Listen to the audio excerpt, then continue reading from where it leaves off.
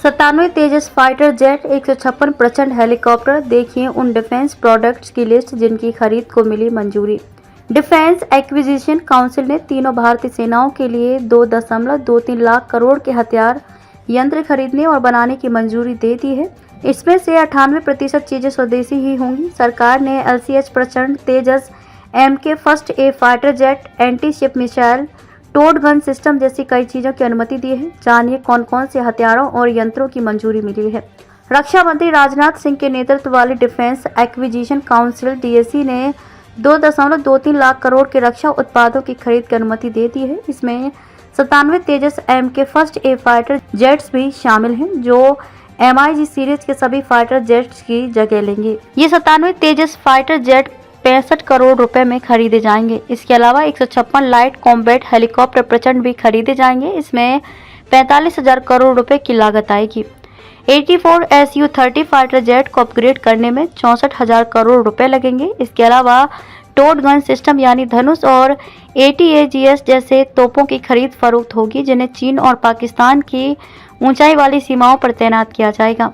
DAC ने T-90 tanks के लिए ऑटोमेटिक टारगेट ट्रैकर और डिजिटल बसाल्टिक कंप्यूटर की खरीद की अनुमति दी गई है। इसके अलावा area denial munition ADM type 2 और टाइप 3 के खरीद को मंजूरी दी गई है। ये ऐसे हथियार हैं जो टैंक्स और बख्तरबंद वाहनों को पूरी तरह से तबाह करने में सक्षम है।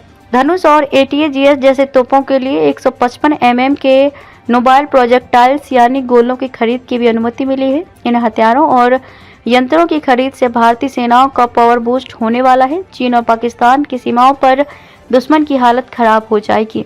ये तोपें दहला देंगी दुश्मन को।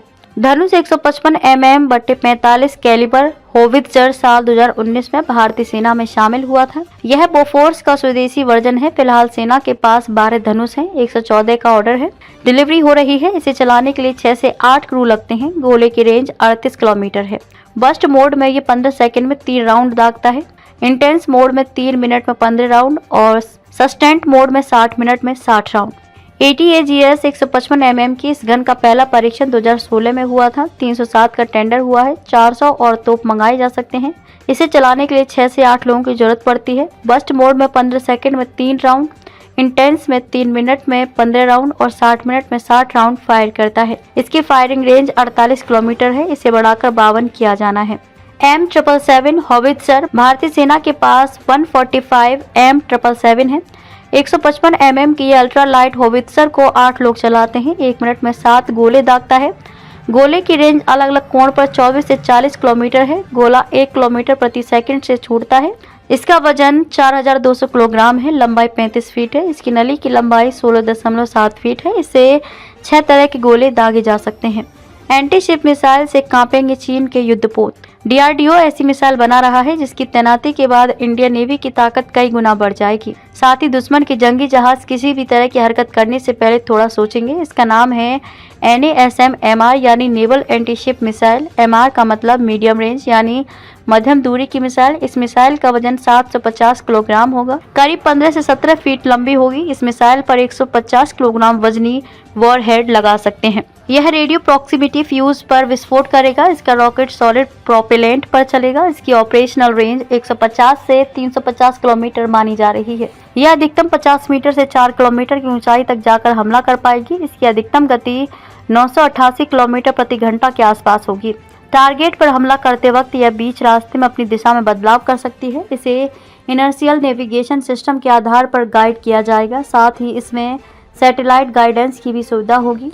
यह असल में एक harpoon class anti ship missile है। मध्यम दूरी पर दुश्मन को धूल चटाने के लिए यह मिसाइल बेहद कारगर साबित होगी।